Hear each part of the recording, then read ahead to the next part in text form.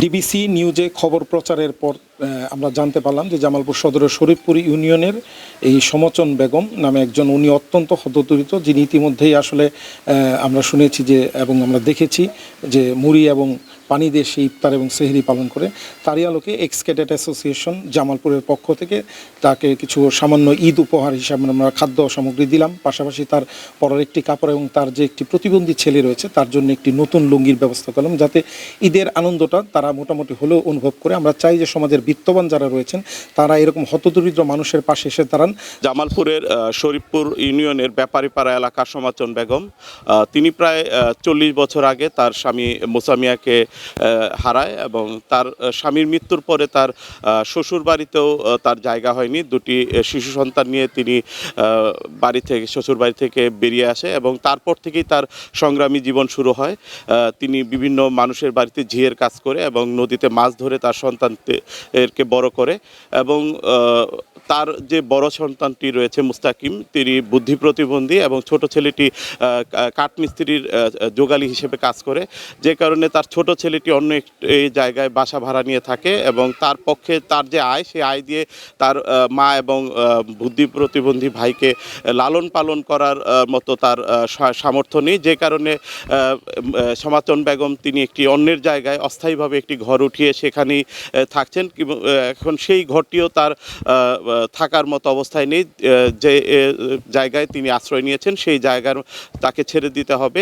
তো এই ধরনের একটি সংবাদ ডিবিসি নিউজে প্রচারের পর জামালপুর সদর উপজেলা প্রশাসন সহ বিভিন্ন সংগঠন, জামালপুর এক্স ক্যাডেট অ্যাসোসিয়েশন এবং বিভিন্ন সামাজিক যোগাযোগ মাধ্যমে মানুষ যোগাযোগ করে তাকে আর্থিকভাবে এবং ঈদ সামগ্রী উপহার দিতে এসেছেন আজকে।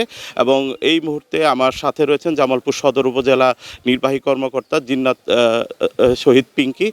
তিনি আজকে সমচন বেগমের হাতে ঈদ সামগ্রী উঠিয়ে দিয়েছেন এবং তাকে ভবিষ্যতে একটি আশ্রয় দেওয়ারও তিনি আশাবাদ ব্যক্ত করেছেন, প্রতিশ্রুতি দিয়েছেন। একটু আমরা তার কাছ থেকে জানার চেষ্টা করব যে আজ তিনি কি ধরনের ঈদ সামগ্রী নিয়ে এসেছেন এবং ভবিষ্যতে সমচন বেগমকে তিনি কি ধরনের সহায়তা করবেন। আপনি তো আজকে এই সমচন বেগমেরকে সহায়তা করার জন্য আসছেন, তাকে আজকে কি ধরনের সহযোগিতা করলেন এবং ভবিষ্যতে আসলে তাকে কি ধরনের সহযোগিতা উপজেলা প্রশাসন করবে?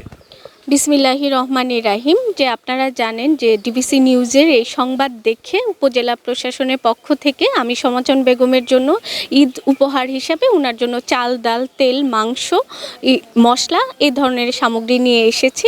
আর ভবিষ্যতে যেহেতু ওনার থাকার ঘর নেই, আমরা কি আপনারা জানেন সরকারিভাবে ভূমিহীনদের জন্য আমরা খাস জমির ব্যবস্থা করে থাকি এবং প্রয়োজনে আমরা ঘরও তৈরি করে দেওয়ার চেষ্টা করি। তো ওনার পছন্দ অনুযায়ী জায়গা সিলেক্ট করে আমরা ভবিষ্যতে ওনার জন্য থাকার ব্যবস্থা করে দিব। আর ভবিষ্যতে যে কোনো ধরনের সরকারি সহযোগিতা যেন এই প্রান্তিক পরিবারটির কাছে পৌঁছে উপজেলা প্রশাসন সর্বোচ্চ আন্তরিকতা দিয়ে সেটির প্রচেষ্টা রাখবে। ধন্যবাদ। যেটি সদর উপজেলা নির্বাহী কর্মকর্তা জিন্নাত শহীদ পিঙ্কি জানাচ্ছিলেন যে তারা এই মুহূর্তে উপজেলা প্রশাসনের পক্ষ থেকে তাকে সমচন বেগমকে ঈদ সামগ্রী দিয়েছে এবং তাকে ভবিষ্যতে খাস জমি সহ সেখানে তার একটি আবাসস্থলের ব্যবস্থাও তিনি করে দিবেন। এছাড়াও বিভিন্ন সংগঠন এবং ব্যক্তি উদ্যোগে সমচন বেগমকে তারা আর্থিকভাবে নানাভাবে সহযোগিতা করছে। সেই কারণেও ডিবিসি নিউজের পক্ষ থেকে তাদের প্রতি কৃতজ্ঞতা জানাচ্ছি।